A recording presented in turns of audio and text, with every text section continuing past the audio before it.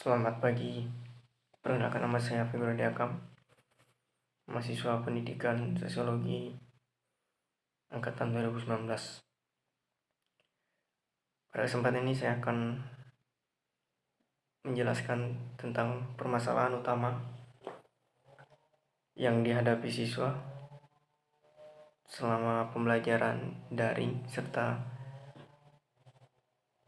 bagaimana solusi yang dapat dilakukan untuk menghadapi atau mengatasi permasalahan tersebut.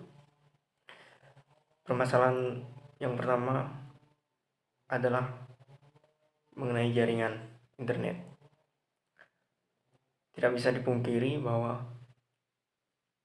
masih banyak wilayah yang belum memiliki jaringan internet, sehingga hal ini menjadi penghambat keberlangsungan kegiatan pembelajaran secara online atau daring. Dan tentu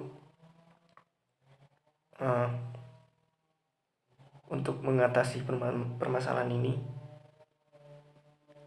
siswa terpaksa pergi ke tempat yang memang memiliki jaringan internet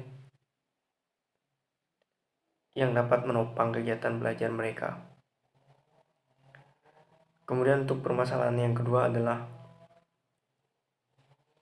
sarana pendukung. Sarana pendukung di sini adalah handphone atau alat yang dapat menunjang kegiatan pembelajaran daring. Dengan berubahnya sistem pembelajaran yang semula dilakukan secara tatap muka langsung atau offline menjadi pembelajaran jarak jauh atau dalam jaringan, maka mengharuskan siswa untuk memiliki sarana berupa HP dan sebagainya. Hal ini tentu akan memberatkan, terutama bagi siswa yang berasal dari kalangan yang tidak mampu. Permasalahan yang ketiga adalah mengenai kesiapan tenaga pendidik. Tidak bisa dipungkiri bahwa masih banyak guru atau tenaga pendidik yang belum siap akan perubahan sistem pembelajaran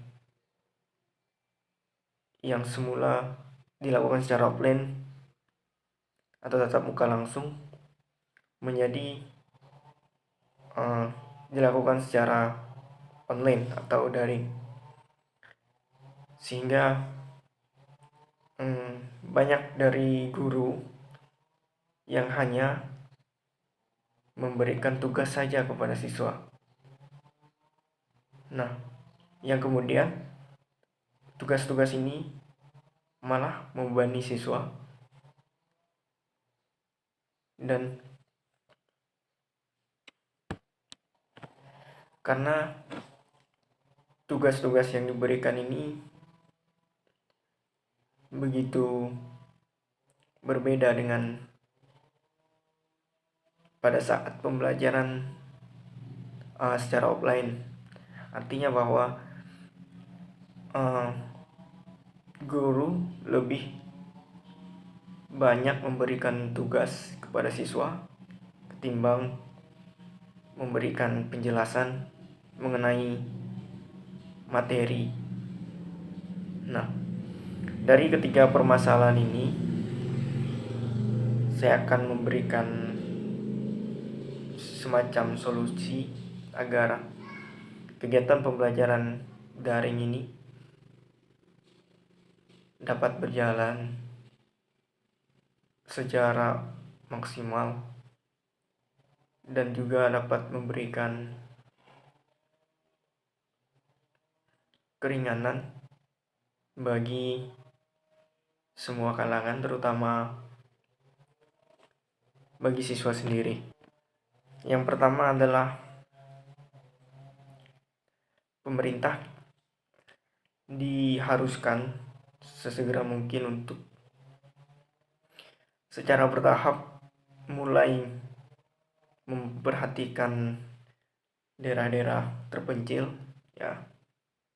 Dalam hal ini adalah mengenai jaring internet, karena kita tidak tahu kapan pandemi ini akan berakhir,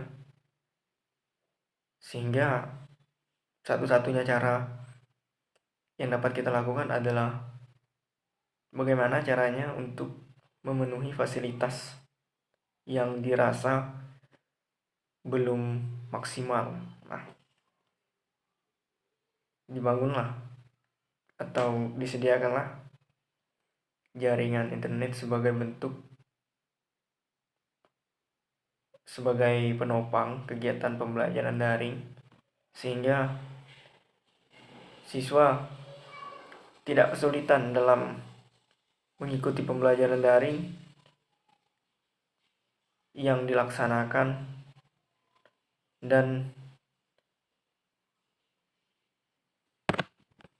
dengan begitu jaring internet bukanlah sebagai alasan bagi siswa untuk tidak mengikuti pembelajaran daring. Solusi yang kedua adalah mengenai fasilitas pendukung seperti handphone. Nah, sebelumnya pemerintah sudah mengalokasikan dana, ya, untuk membeli handphone dan mendonasikannya kepada siswa yang memang membutuhkan, terutama mereka yang secara ekonomi bisa dikatakan tidak mampu. Nah, saya rasa pemberian handphone ini tidak hanya berhenti di situ saja, tetapi juga harus ditopang dengan subsidi kuota, sehingga beban tadi yang dihadapi terutama oleh mereka yang benar-benar kurang mampu akan semakin ringan, ya, karena kita tahu bahwa pandemi ini tidak hanya menyerang satu aspek atau dua aspek saja, tetapi secara keseluruhan aspek kehidupan kita menjadi terganggu, ya. Sehingga bagaimana caranya kita untuk mengatasi atau meminimalisir permasalahan ini adalah dengan pemberian subsidi yang memang terarah dan terprogram oleh pemerintah. Nah, permasalahan atau solusi dari permasalahan yang ketiga adalah mengenai kesiapan tenaga pendidik itu sendiri.